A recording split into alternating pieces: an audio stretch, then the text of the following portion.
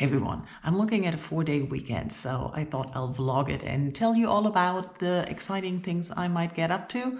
Let's not exaggerate, there's not going to be any exciting things happening aside from maybe going on bike rides, on long walks, and reading and watching TV.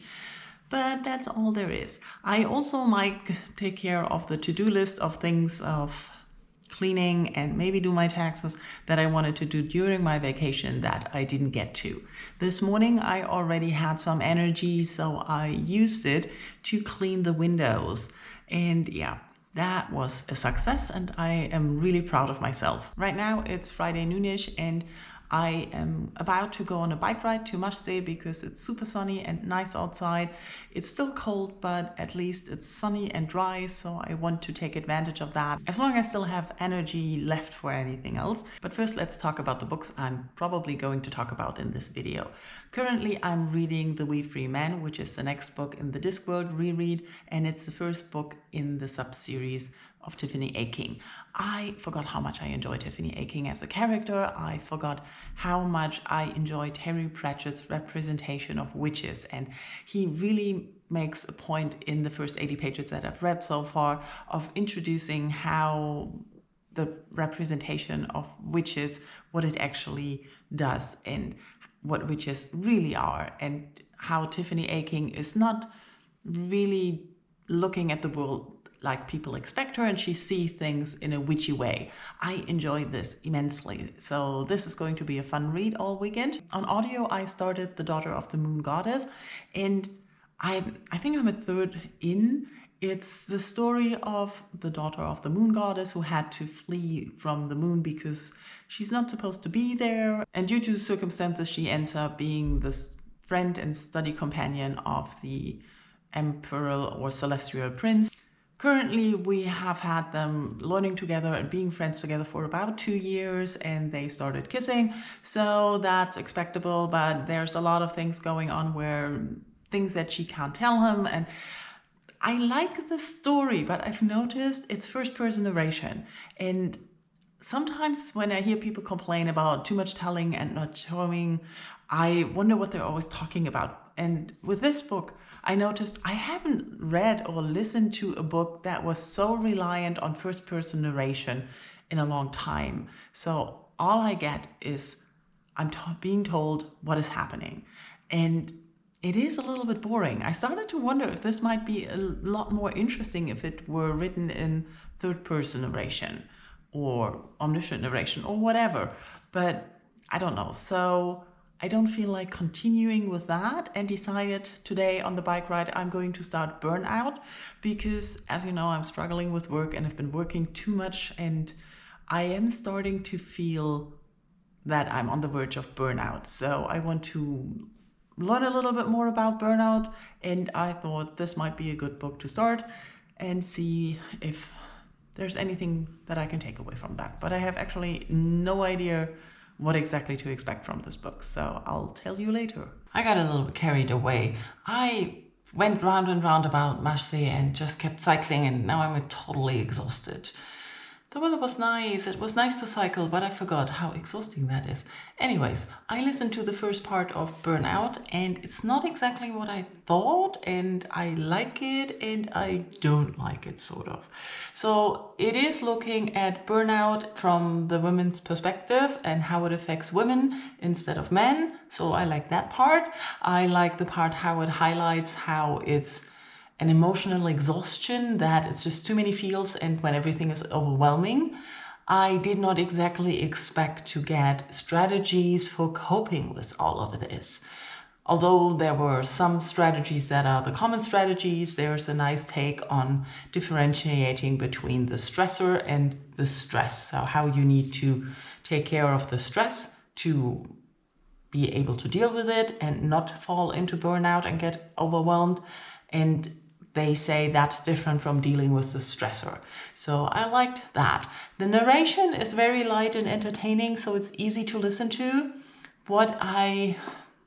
It's not that I didn't like it, but there's always, when you listen to these kinds of books, it's sort of, we're talking about career women, we're talking about married women, we're talking about women with children, we're talking about people who have a social network and a lot of responsibilities. And I don't really have that. And I sometimes wish there was a spot, or at least I don't know the spot, maybe there is, about this type of burnout or exhaustion that you get hit with despite not having any other responsibilities than your job and not being a career woman, just making do, just wanting to get by.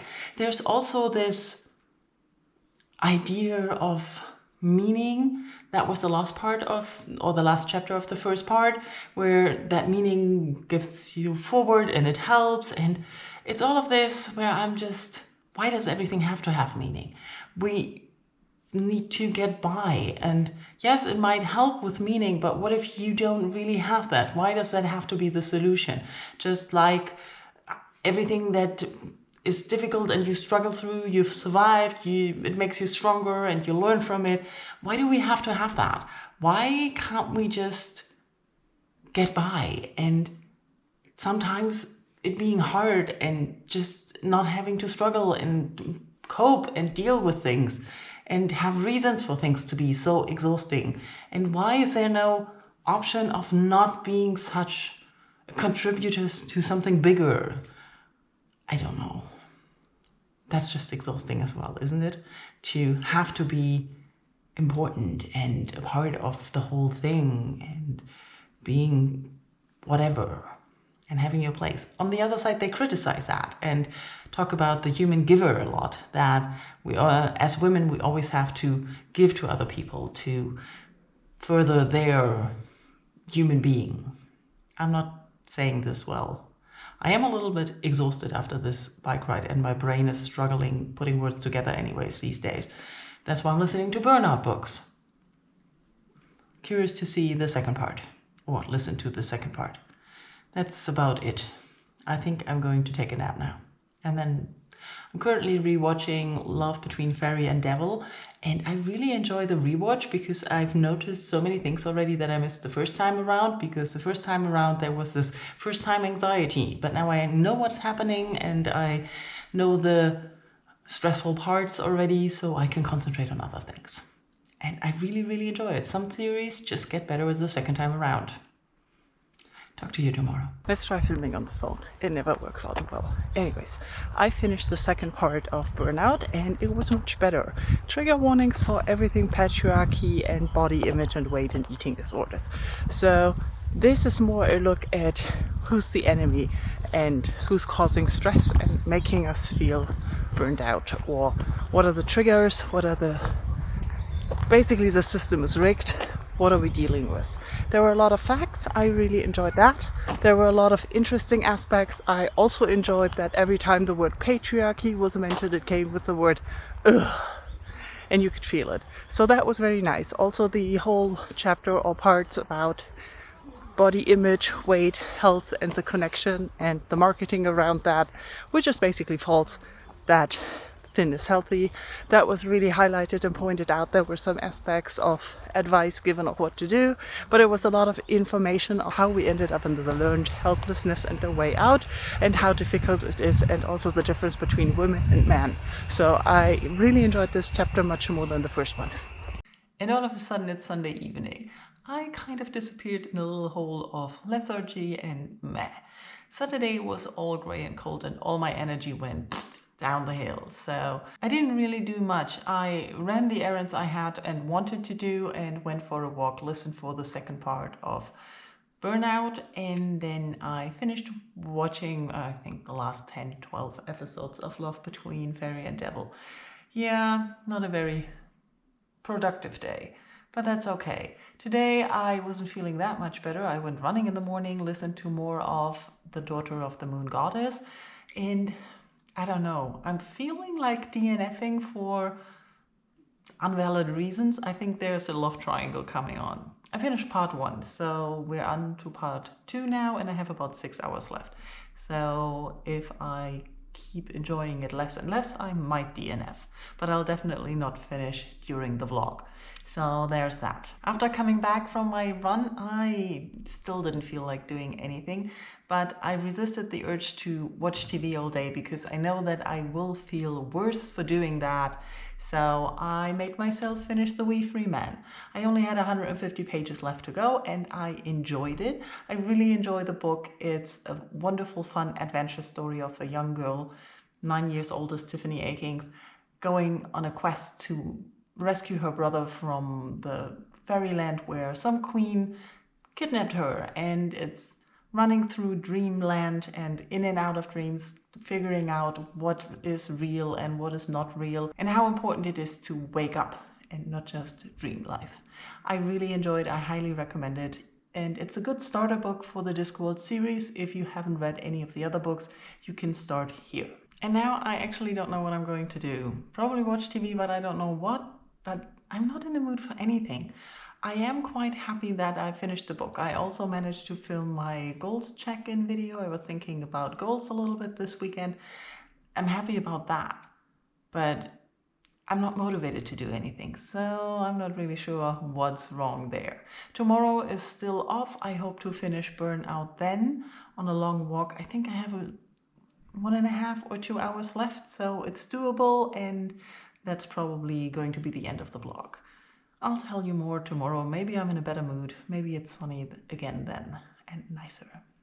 And it's Monday afternoon. We had a spike in sunshine and temperature, so I went on another bike ride to Marseille to finish listening to Burnout, and I managed that. And I'm a little confused. I don't really know how to sum up the third part of this. It's a lot about more practical advice, how to deal with the stress and regain control over burnout, and how to deal with the enemies that were mentioned in part 2. Basically, it can be summed up as connections with other people, rest, sleep, and self-compassion.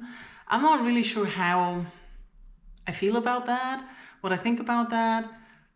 I think they have a lot of good, I think overall in the book, they have a lot of good theories and ideas and a lot of science backing it up, often pointing out how this is different for women than men, and how they keep coming back to the idea of human givers and human beings.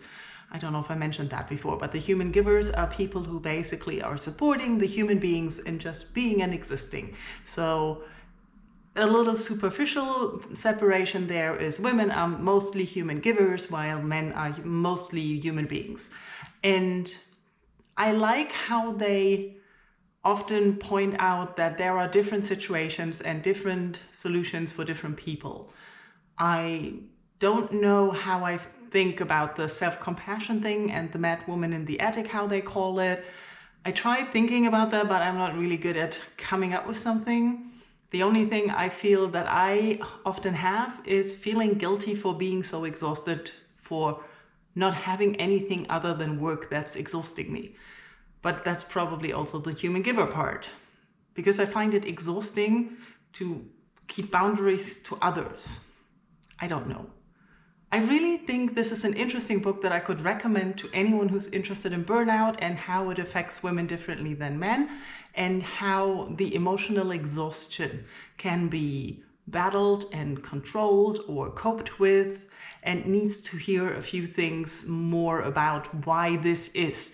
Because I think while I've heard all the other parts of how to deal with stress in various ways in other books as well, I really like the focus here on how it is an emotional overwhelm that oftentimes is specified for women. So I think that Burnout for men might look different. I've not read anything on burnout in general. This is the first real book I read about burnout, but I've read a lot of things about rest and self-improvement and things like that that keep coming back to similar things on how to be more resilient. And there is no specific, like, this is how burnout looks in men and this is how burnout looks in women.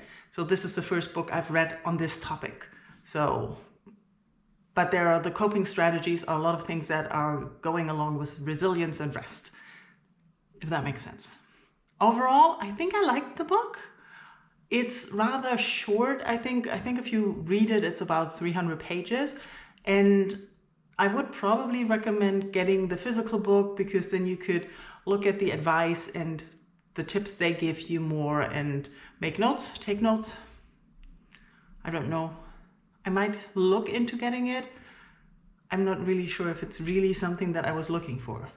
Anyways, I'm going to end the vlog now because I finished 2 of the things that I wanted to finish this weekend, so that's good. And I hope you had a nice Easter weekend too, managed some reading on the long weekend. Let me know if you've read any of the books I talked about, or if you have anything else that you've read over the long Easter weekend. Thank you for watching. Bye-bye.